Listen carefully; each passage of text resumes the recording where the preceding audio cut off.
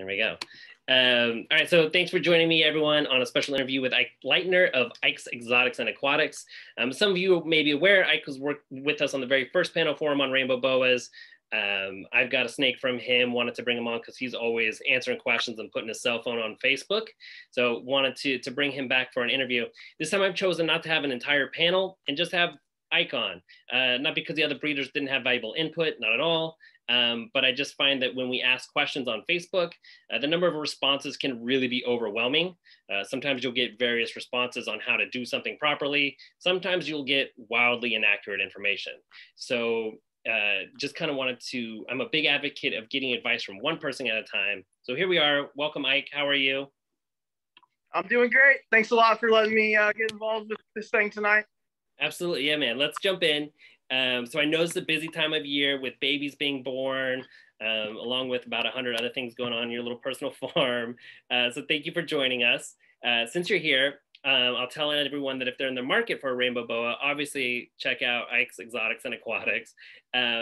But you're not going to sell a rainbow boa to everyone who wants one this season, right? That'd be impossible. So besides messaging you, how would you advise someone to find a good rainbow boa breeder? Yeah, I mean, basically, the good breeders are out there. They put themselves out there. They're willing to show you pictures of their adults. They're willing to teach you anything you need to know about their care requirements. They maybe talk to the customer up front and make sure that the customer actually knows what they're getting involved with and knows that it's a long-term commitment. And some of those things, you know, they're not just posting up 100 babies sell to the highest bidder or whatever. You know, they actually seem like they care about where their snake ends up and that the person buying the snake actually knows how to care for it and is qualified. I think that's a good breeder. What about sites like Morph Market? There's definitely plenty of people using that. I think more and more. You still need to do your research. Just because someone can post on Morph Market, they may be a great person, they may be a little bit shady, you never know. You still need to do your own research, ask around, check referrals, ask in the Facebook group, stuff like that. And you know, I think you need to be careful buying anything over the internet, and live animals especially. Yeah, that's a good point. I think I notice a lot of times when I'm on Morph Market looking at prices and animals and things, I see a number of breeders that are regularly on forums and groups talking to people and answering questions. And then there's also just kind of odd ones that are out of the blue, and you wonder, like, how come I haven't heard of them? And then you know, like, that's good advice. Do your research. So specifically, like, what kind of questions should you be asking a breeder before you're buying? Well, with rainbow boas especially, of course, one of the most important things is going to be looking at the parents. If you don't have some sort of an idea on what the parents look like, you're not going to have any idea what these babies might grow up to look like. So I think that's key. Asking the breeder how they care for their snakes, how they feed them, how they suggest that you care for them. A big debate out there is, of course, racks versus enclosures, and the amount of space that people provide their breeders. That's a good question to ask a breeder. If they are doing what, you know, they feel that the animal needs, at least meeting their bare minimums, hopefully doing a little bit better than that, giving them space, giving them a water bowl to soak in for Brazilians in particular, you know, giving them a humid hide box, things like that, you know, they're going above and beyond to make sure that the animal is healthy and happy. That's somebody I would go with. That's a good point. That is a good point. You're getting a few compliments on your beard. I can't chat from the way my phone's set up. So thanks, folks. Yeah, it's all good. It's from John and a few other folks are chiming in. Someone asked, and this is a good question. It's a better follow-up than I was thinking. How can you tell if pricing seems reasonable? Gosh, that's kind of a difficult question in this day and age. I'll be honest. I don't even know if I know what reasonable is right now in this market. I see people posting things up all over the board. You know, it's another thing. Talk to people, do some comparisons, ask people what they paid in the past. You know, it is kind of, I think, true that the market is trending upward and prices do seem to be increasing. just a few years ago, I'll see on Facebook with the memories from just a few years ago. And some people would be really happy if they could buy what I was posting these snakes for 3 years ago. Yeah. So it's just the way it goes, though. Everything kind of changes. And so you have to kind of look at the market, look at what other people are doing. And as they all say, it's only worth whatever somebody's willing to pay for it. So do your haggling, folks. That's a good point too. It's when I see snakes for sale, someone's like, oh, they overpaid. It's like, well, the breeder sold out at that price, so maybe they didn't overpay. Maybe that's where the market is at, and vice versa. It's like, well, they got a steal. It's like, well, the breeder sold it to them, so supply and demand says that's the price of that snake, right? It's a free market. So I always wonder what the real prices are versus what you see listed on the show displays at the expos. Somewhere in between. I don't know. Good. Well, so for the next series of questions, let's just say I'm not only a first-time rainbow buyer, but this will be my first snake. So just, kind of frame your answer in that response. And then tell me, should I buy a baby or an adult? Because I've heard that babies are more defensive and also easier to kill. That's also a tough question. I will say one thing that you should factor into that question is captive bred versus wild caught, because a lot of beginners that would go to a reptile expo, they might run into somebody that's just recently imported some adults. I would personally steer very much clear of those adults that are wild caught imports. But at the same time, occasionally somebody's raised up a captive bred one and had it for a number of years, and it's in great shape. It's healthy. It's tame, and there's no reason why that wouldn't make a good pet. So adult is possibly an okay option. Most of the time, though, babies are a better choice. And that's for a number of reasons. One, they need smaller cages to start with. They're easier to feed at first.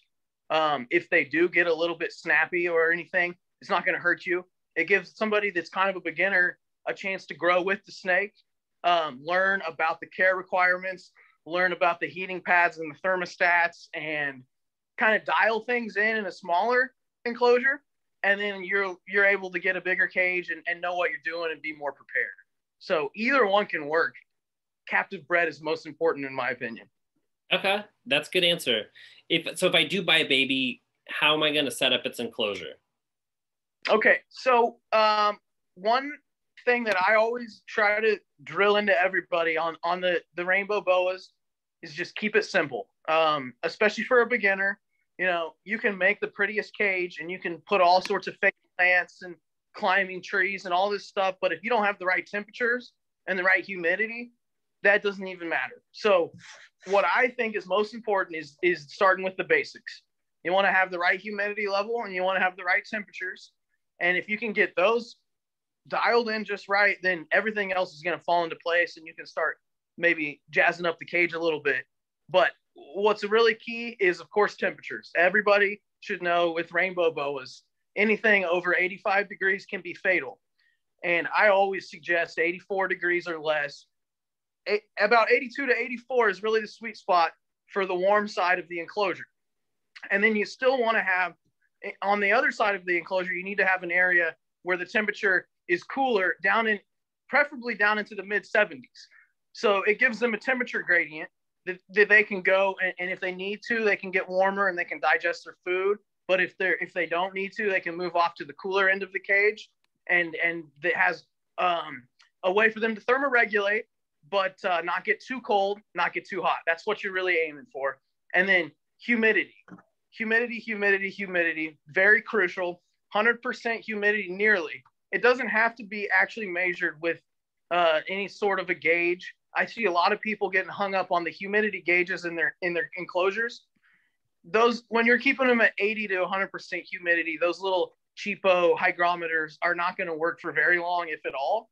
And they're notoriously inaccurate. So I think that's one thing to just throw that out. Don't even worry about trying to get a humidity gauge. If you see a little bit of condensation building up on the side of the enclosure, if you see a little bit of moisture there, that's good, but you don't want it to be dripping wet either. So you have to find a fine balance. What I tell people, if they start with like a tub enclosure, You can have something very basic. And I actually have something right here to show people. Great. This is very simple. This is just a little 15 quart. It's got a pop top lid, so it does securely fit down. What you do have to be careful about is for baby cages, if some of them don't have a good secure lid, and this little lip right here, they can get right out. So you need to make sure you buy the right one. And this one's just okay. There's better ones that have a really secure lip right here, and it seals in. And you can get something as basic as this and start out with just a few little holes for ventilation, nothing crazy, just a few holes, and then see where you're at with the humidity level. And if it's too wet, then you're going to go ahead and drill a few more holes in a couple days. Keep going until you think you've kind of found a sweet spot. So high humidity, but not soaking wet. And you can also, there's a lot of different types of enclosures. There's small, on the market nowadays, there's small PVC enclosures that would work for a small baby. There are even small glass setups. Glass isn't the best because it doesn't hold the temperatures as well. So if you're going to use a glass enclosure, you do need to typically put some insulation of some kind around it. You can do the same for a plastic enclosure, but some people use a material called Reflectix, I believe it is, and it's like a home insulation product. It's kind of shiny on one side and then like insulation on the other, and you can wrap that around 2 or 3 sides of a glass enclosure. If you're going to try to kind of make it work, you're going to have to rig it a little bit to make it work. So rack setups work though. People that have them in racks, it's a tub setup, but you can still give them a temperature gradient. You can give them a large water bowl. Large water bowl is important because they do like to soak. They will spend a lot of time in their water bowl, and you can do all that in a rack. You can put some hides in there. Another important component of a Rainbow Boa cage is a Humid Hide Box. I think I'm just maybe rambling now, but these are all things that I tell every newbie, very important to put into a rainbow cage. So a Humid Hide Box would be moss in some sort of a hide with a little damp sphagnum moss, and that they're going to spend a lot of their time there. They love the humidity, and they're going into shed. You're going to find them there. So tell me what I should talk about and slow me down. You're good. I didn't want to slow you down. You're just hitting the points there. How would you heat that tub? Would you stick a heat lamp on top of it? Yes. So heat lamp, not the best idea for a Rainbow Boa typically. One, too hot a lot of the times. It can also potentially be a risk if on a tub like this. Of course, there's nowhere safe for a heat lamp. Could be a fire risk. But anyway, the best solution for something like this is under tank heating, belly heat. So what I typically recommend is maybe 1/3 to 1/4 coverage of the floor space. And then you have to control that with a thermostat though, because otherwise they will overheat. And so I like to use Herp thermostats. There's a few other brands out there, but Herp has been very reliable. And that's what I typically use. So heat tape, when I say underbelly heating, I am actually referring to heat tape typically. But there are like pre-made commercial products like ZoomEd, heat pads, things of that nature. They're all pretty similar, really. All of them get too hot for Rainbow Boas. So key most important thing to know is you have to use a thermostat. I'll jump in on that too with the thermostats. I recently upgraded all my enclosures to Herp stats, whether it's the intro for one zone. I've got a 6 and a 4, and I spent a ton of money on these things compared to the little on-off jump start things that I had. But the big difference is one of the jump starts I had failed on me, and thankfully it failed to the point where it shut everything off. But it could have just as easily failed to the point where it just turned off and the heat kept going. And so that's one of the things, you're going to spend $200, $300, $400 on a snake. Spend $200 on a thermostat too. And because it's part of it, and it's it could kill your snake. And especially if you're buying multiple and you're trying to breed them, where you have an expensive morph, don't blow it because you saved $180 over the lifetime of a snake. for a cheap thermostat. Answered the importance of humidity. Here's a good question. What should you feed a rainbow boa? Baby, like a baby that you just got. Yeah. So babies, I start my newborn babies on fuzzy money. So it's actually really easy, I find, to start babies on frozen thawed even from newborn. Anyway, the most important thing to also do is check with the breeder. If you're getting a baby from them, make sure you know what they've been feeding and how they've been doing it. If they've been feeding live, it may be a little bit tricky to get them switched over to frozen thawed at first. Not impossible. It's the good thing about Brazilian rainbow boas is that they're great feeders, and they're usually easy to transition from mice to rats or from frozen to live to frozen. So that's not usually a concern, but it's still helpful if you check with the person that you got it from what they were eating on. And hopefully they can tell you, if they're a responsible breeder, they can tell you what it's been eating on, how many meals it's recently had, when its last meal was, those kind of details. If they bought a litter off of somebody else and they want to wholesale purchase this litter and then sell it the next day, they might not be able to tell you what the snake's been feeding on, or how many meals it's had, when it was last shed, or anything like that. So those are some details that you can ask and find out. But basically, what I recommend for babies is you feed them a fuzzy mouse, just big enough to leave a small lump in their belly, nothing big at all. And hopefully that will be digested and not even noticeable within a couple of days. And you give them about a week in between meals, 7 to 10 days, and give them another if everything's going well. But you do want to be cautious not to overfeed them. And you can overfeed them by either, 1, feeding too large of meals, or 2, feeding too frequently. So you want to be careful with rainbow boas. That's one thing that a lot of people mess up with rainbow boas, is with overfeeding or feeding too large of meals, especially with babies. Gotcha. Well, I mean, that's fine, but the reason why I want to get the snakes, I want to buy a pair and breed them. So I heard that it's okay to feed them a lot more to get them up to breeding weight. Is that true? Well, you must have heard that from your friends that breed ball pythons. Just kidding.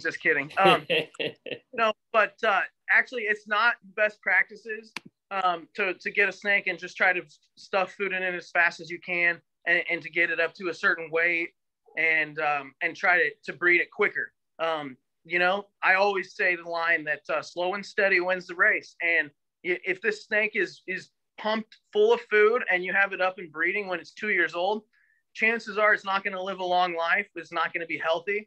Probably won't even have very many successful litters, if any. So you're going to have to go gradual with it, and you just have to keep them on a schedule. You can't be feeding a couple meals a week. You can't be feeding every other time that you think they look hungry. If it hasn't been a week or more since they ate, then you don't really even think about feeding them. And as they grow up, you're going to actually put even more time in between each meal. By the time that they're hitting an adult size, they're only going to be eating maybe once every 2 to 4 weeks at that point. Mm-hmm. That's a good point. Here's a question from one of our audience members, Lauren. If you have a baby who eats both frozen thaw and live, which is better? She said she feeds live to her ball python. Well, I'm going to say a lot of it's personal preference, but as the feeder size gets bigger, live gets more dangerous. Right. And so that is, it's always a risk. If you're feeding a live rodent to a snake, that rodent could fight back. It could potentially scratch or bite the snake, and it could injure it. It could, people say, well, I will just supervise. And that's great and all, but you can't do anything by the time that mouse has bit the snake in the eyeball, and the snake's blind in one eye now. There's only so much that you can do when supervising something that happens that quickly. So I recommend eventually people try to work towards frozen thawed. Another reason why it's better, it's typically cheaper. It's easier to stock up. You can have a supply on hand. You don't have to run to the pet store or to somebody feeder business to try to buy a meal every time that you need to feed your snake. So that's just a few of the reasons. There's many reasons why I think frozen thawed actually is better. It's more humane, I think, too. A lot of people in this day and age, they don't really like to see videos posted on the internet of the snake eating a live mouse. It can be, used by the media and spun against the hobby, and you can make snake keepers look bad. And so it's just yet another thing to be cautious about. And, if you're going to have to feed live, sometimes it has to happen because snakes just won't eat anything but live. But usually you're going to have to make them hungry, get them to transition over, and you can almost always get them switched over to frozen. Cool.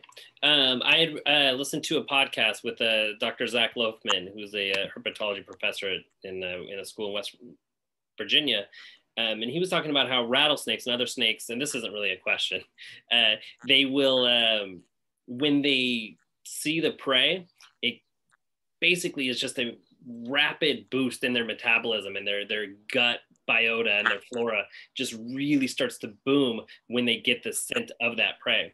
So I've stepped away from, I used to be really kind of hardcore, like always frozen thawed if you can, but I'm kind of stepping away from it because I see the benefits, the natural benefits to that activity. In our last panel, I think it was John said he fed live because he likes the way the breeders, that it keeps them lean and it keeps them striking. So I see both sides to it, but there's nothing wrong with feeding frozen thaw. Like that seems to be the way to go. What about skipping meals? Skipping meals. Well, a lot of times when the snakes have just been fed well and you're feeding them weekly, they're going to get close to a shed or something like that, and they're just not going to want a meal. You might even if you try to feed them, you're going to see that they're not that interested. They might strike it. They might just kind of defensively strike at it and then go hide or something. So that's usually when I take that as a sign. Okay, they probably are full enough. They don't need a meal this week. We'll just give that to somebody else that, needed a second meal or something like that. So a lot of it's reading, I think, the snake's behavior and the way they act when you're presenting them with a meal, checking your records, making sure that you haven't fed them too recently, or, fed them more than you should have, anything like that.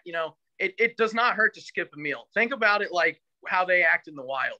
They're not getting a meal served to them on a silver platter every 7 days, like clockwork at 8:30 in the morning. They work for their meals. They get lucky. Sometimes they feast and sometimes they starve. And that's just the way it goes. And I think it's good for them. It keeps them active and looking for food, keeps them searching for prey. So, occasionally you skip a meal, that's perfectly fine. Or you're going to go out of town for a week. Maybe you don't feed them the week before, and maybe you get lucky and they haven't gone to the bathroom by the time that you get home, and you can feed them a meal. They'll be nice and hungry by the time you get home from your vacation. Things like that, perfectly fine. I think a lot of people overfeed their snakes in captivity. I really do. I think you're right about that. Moving away from food, how often should I handle it? This one is another loaded question to me. I don't think the snakes really have a preference on any amount of time being handled other than they'd prefer to not be handled. So, I think that if you get them out of the cage and, want to handle them for 15, 20, 30 minutes, it's not a big deal. I don't think you need to be paranoid about the fact that they're not in 100% humidity every second of the day. But you do need to be cautious if the temperatures are not within a safe range for the snake. If it's too cold outside, or even if your house is too cold, it's not going to be happy if your house is 60 degrees and you're parading the snake around for a while. That's not going to be a happy snake. If it's 95 degrees outside, I wouldn't be taking this rainbow boa outside. Stuff like that you need to be cautious about. But I don't think there needs to be any set time limit. You can only handle your snake for 5 minutes a day, or you have to every third day, 15 minutes, or anything crazy like that. Keep it within reason. You never handle after a meal. Usually 2 to 3 days at least after a meal. You want to make sure they've completely digested. Sometimes they're a little angry, maybe you would say, when they're in shed. So maybe not the best time to handle them right before a shed cycle. But I think that people just need to be sensible about it, and they don't need to worry about setting a timer or being too strict about that. Okay, good to know. Is he going to bite me? Is a rainbow boa going to bite me? They might. They have a mouth. It's possible. Baby everything in nature is trying to eat a little baby snake. They are born defensive. So especially quick moving objects, they're gonna strike because they're scared that a bird or something's swooping down to pick them up and eat them. So you know, it's okay if a baby strikes at you. It's okay if they bite you. A lot of times they won't even break the skin. That's how tiny their little teeth are at this point. What you want to do, I think you need to just be confident about picking them up. A lot of people hesitate and they kind of go in and they're not sure. They wait, and then the snake's kind of feeling a little off about the situation. And then if you come head on at this baby snake, and it's in, say, in the corner of the enclosure or in a hide or something, it doesn't feel like it's got any escape, and it feels like the only thing it can do is bite to defend itself.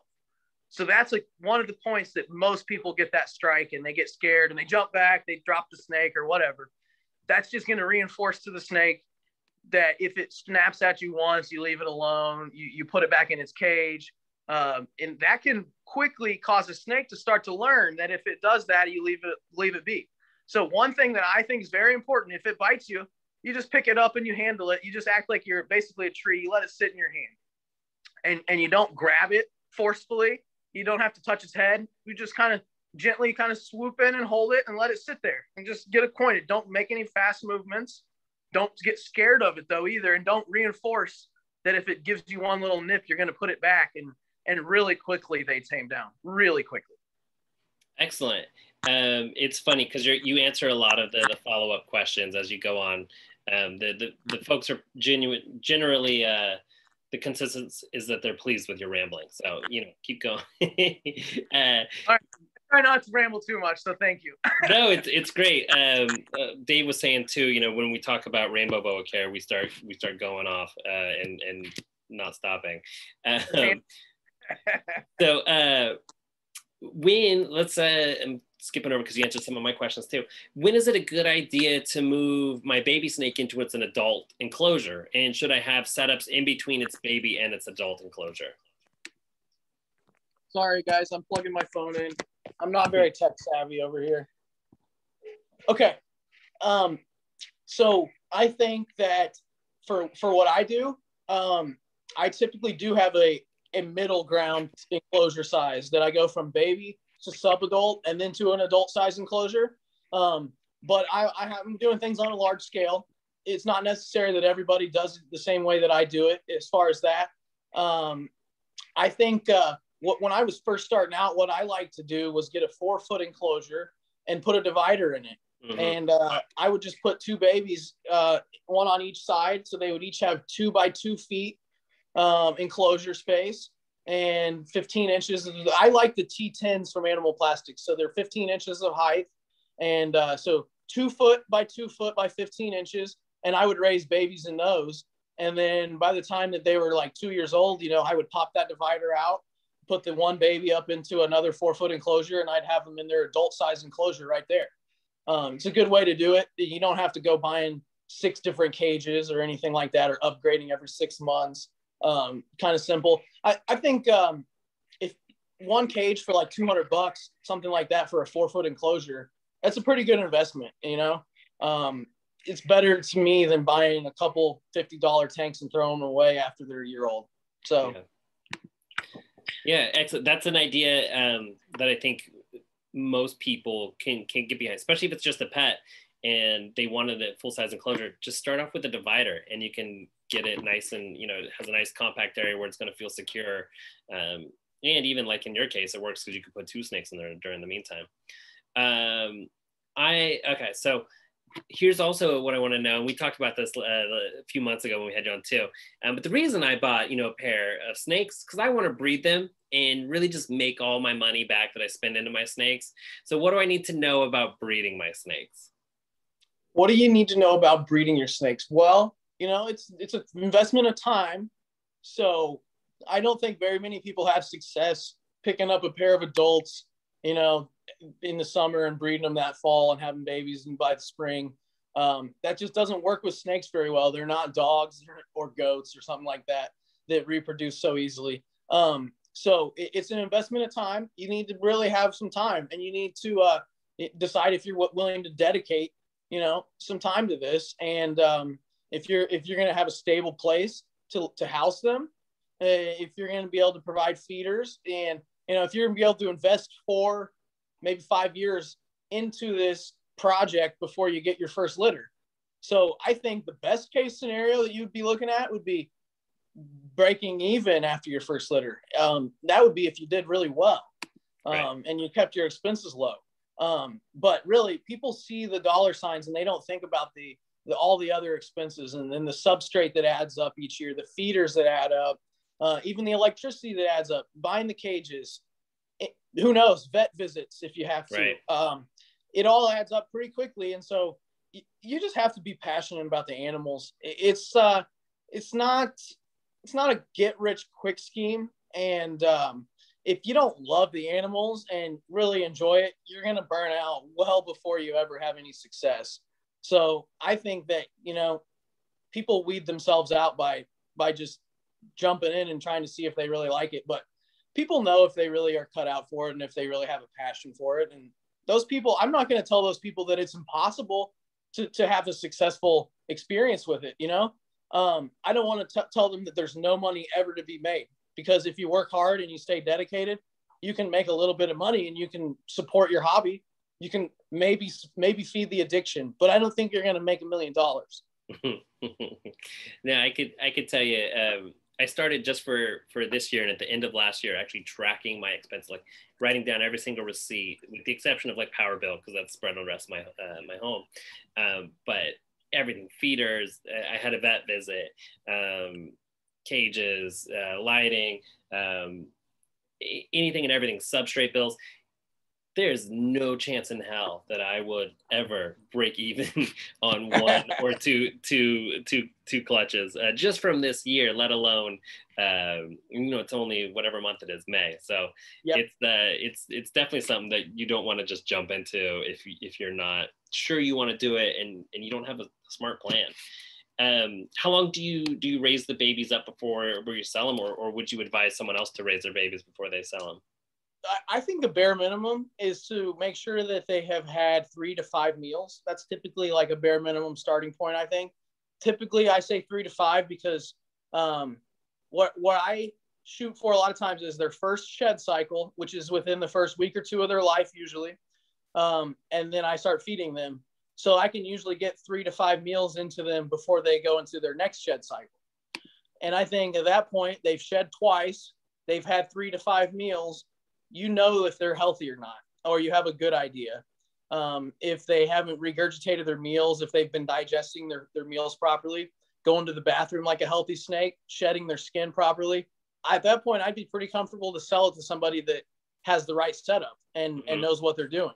So I think that's a bare minimum. And that usually takes from the time they're born till the time that's all happened, that's 4 to 6 weeks at least. Gotcha. Yeah, as a minimum. And one thing I love about reptiles and snakes, and truthfully, most things in life, is that you never really fully know everything there is to know about a subject. So can you tell me something you've learned about rainbow boas recently? Something I've learned about rainbow boas recently that is very interesting to me, and you put me on the spot, but that's okay because I like this question. People have been talking a lot about these partho litters. You have to tell me because you're the scientist here. Parthogenesis, is that it? Parthogenesis? I think that's it. John will probably tell us if we're wrong. Yeah, so parthenogenesis. Okay, there you go. So, basically these female rainbow boas are finding a way to reproduce babies by cloning themselves without actually using any of the male's genetics. And the way that we are starting to realize this is happening is because of the morphs. So it's really crazy, and it's happened with other species of snakes also. It's happened with lizards and some other animals. And the way that we've noticed is like we've had pairings that we know they do not carry certain genes in the father that they do carry with the mother. So there's no way that they should have produced visual babies on this first generation pairing. And visual babies are popping up that are exact clones of the mother. And what happens when this happens is it's always females. It's always female offspring because they're clones of the mother. And you can actually send their sheds off and you're going to have genetic testing done. And they can prove that it is actually born by Partho and that it's only a clone of the mother. It's very interesting. And so you're saying you've seen some instances of this? Yeah, I've had it happen now twice. It's the same snake in my collection that's done it twice though. And it's, for me, it's a Colombian rainbow boa female. And I actually got her from Brian Hummel a number of years ago. When he sent her to me, he said, I think she's possibly het patternless. And he just said that based off of the fact that she had a unique pattern, and somebody that he had sold some of the babies to told him that pattern meant it was a marker for the het patternless gene. But what was interesting was I bred her to an albino, and the albino was from Ricardo Rubio. He's the originator of the albino project in Colombian rainbow boas. He is dead set 100% sure that there's never been a patternless gene involved with his line. He's never seen patternless anything. He's never seen the het markers in his hets.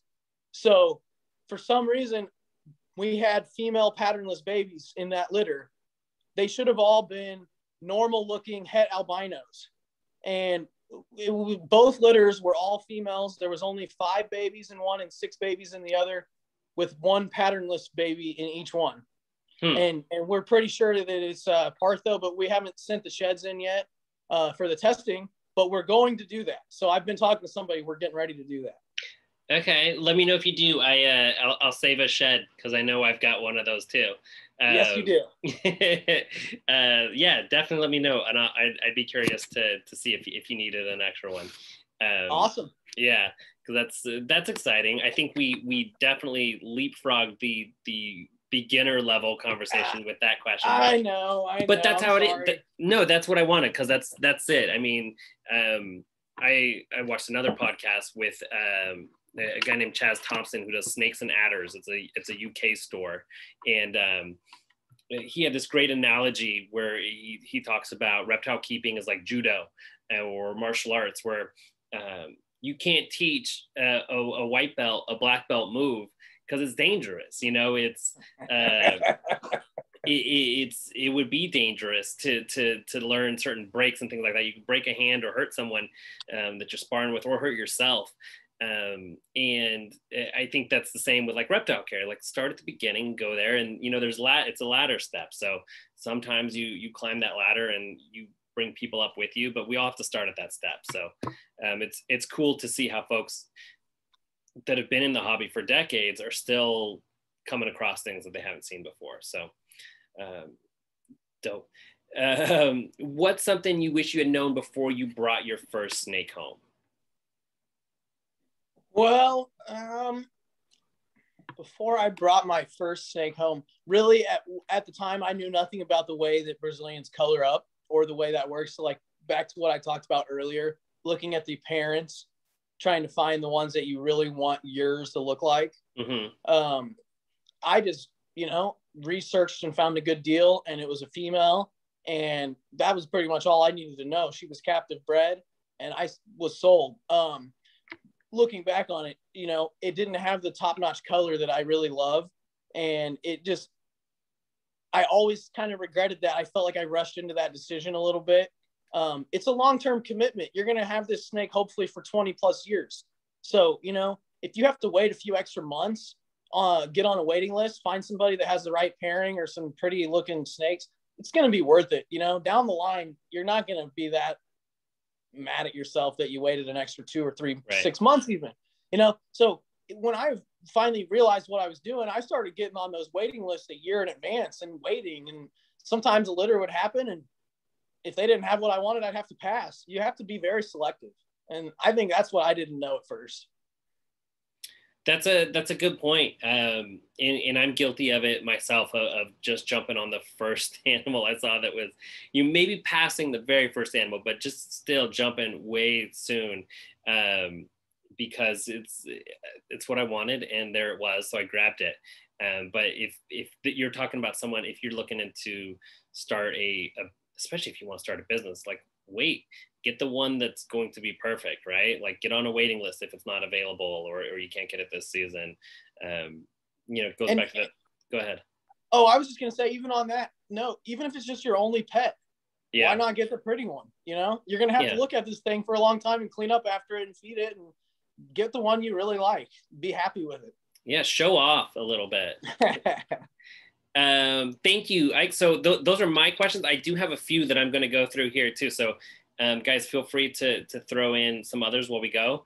But Danielle asked, how long do you quarantine in a tub with a basic setup like paper towels until you can put, and then until you can put something like substrate into in enrichment items, even while still quarantining them? So maybe not you, but how long would you recommend a new buyer do this?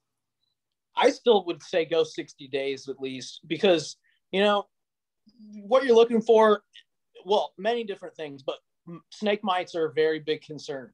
And if say the worst case scenario that you got a snake that somebody had just treated and there were still some eggs and they somehow got in, but after, the first 30 days, you think everything's good, but then these eggs start hatching and mites start appearing and you've already thrown in a bunch of mulch and moss and prettied up the cage, you might miss something like that. So I'd go at least 60 days just to be 100% sure. And I'm not saying the quarantine can't be longer than that. I think it's great if it's longer than that. But, very sterile setup like that with paper towels, I would go at least 60 days to be sure. Cool. What qualities do you look for in terms of finding a nice, pretty, high color rainbow boa? So like when your babies are hatching, I guess, what would you look for a whole bag? Not hatching. I know better than that. Yeah, it's basically hatching. So, they're born in egg sacs and then they're hatching out from the goo. So, people ask me that question a lot because they think that maybe I know like some trick or I see something that they don't see. But what really helps is being able to compare a whole litter against each other. So, you have them there in person, you're going to be able to see 2 or 3 that probably look a little bit brighter than the others.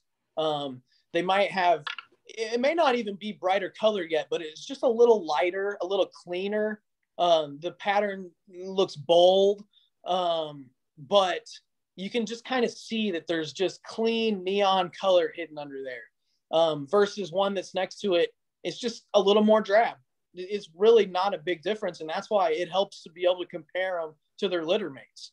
And it helps to pick the right litter to get them from in the first place, but then to compare them to each other. And, I can pick up 2 snakes that both look beautiful, but you can see like another degree of brightness to that color on one versus the other. That's the one I'm going to go with. Excellent.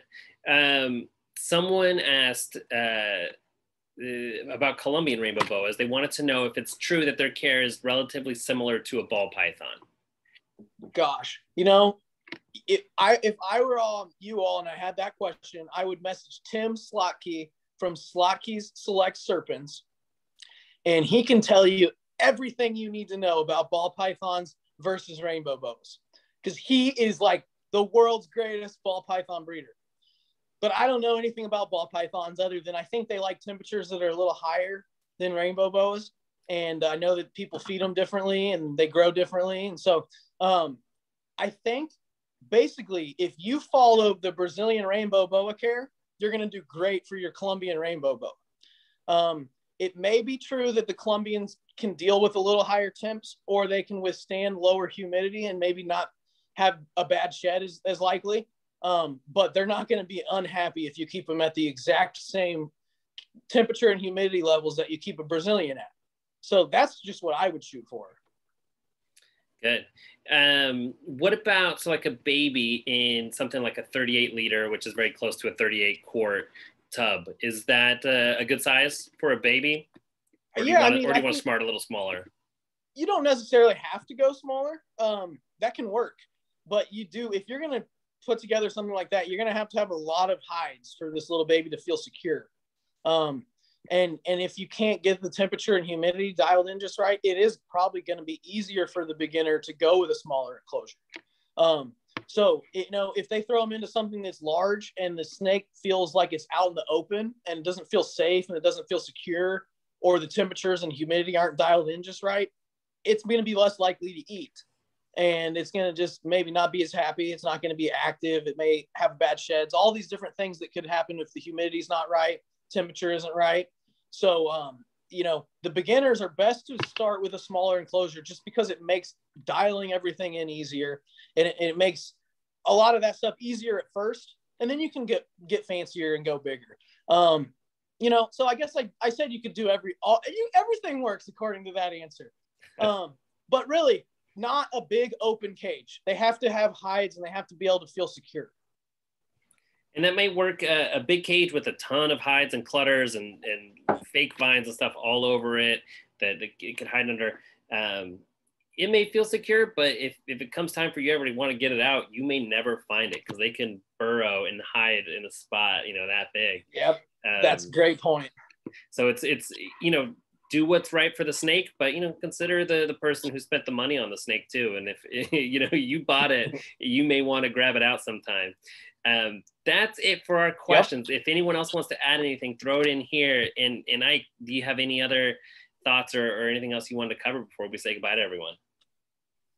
Gosh, no, I just want to say thanks a lot, Stephen. I know you put a lot of effort into this, and I appreciate the work that you do.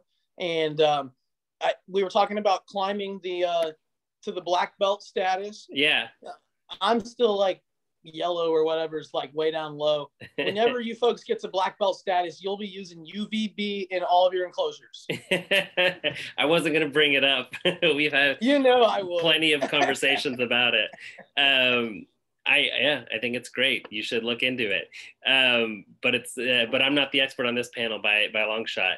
Thanks for coming on. And again, if anyone is looking to ask more questions, the forums, the groups, they're a super great resources. Most of them are, especially with Rainbow Boas, I find are pretty well moderated and pretty well self-policed by the members. They answer questions and someone says, no, that's BS, like you're way off base, and good information gets disseminated a lot more than a lot of other groups I've seen. But I think there's a lot to be said about just finding someone, hey, do you mind if I PM you? And they say, sure, and most folks, I've learned so much talking to you, talking to Dave, to Rick, just about morphs and genetics and just questions that I have no idea. And my Facebook Messenger is just this long list of people that I like geek out. I'm like, oh, I'm so excited to talk to this person about spectrum of wavelength, like stuff that I didn't go to school for that, but someone out there did. They've got a PhD, or they've got 250 clutches in their belt, or 2,000 clutches under their belt. Like, ask questions, so either whether it's by a group or one-on-one. So thanks for doing this. Absolutely. Yeah. And thanks a lot, guys. And thanks everyone for joining in and asking questions. It was really a pleasure to have you all on, and we'll see you for the next one. Have a great night. See you guys.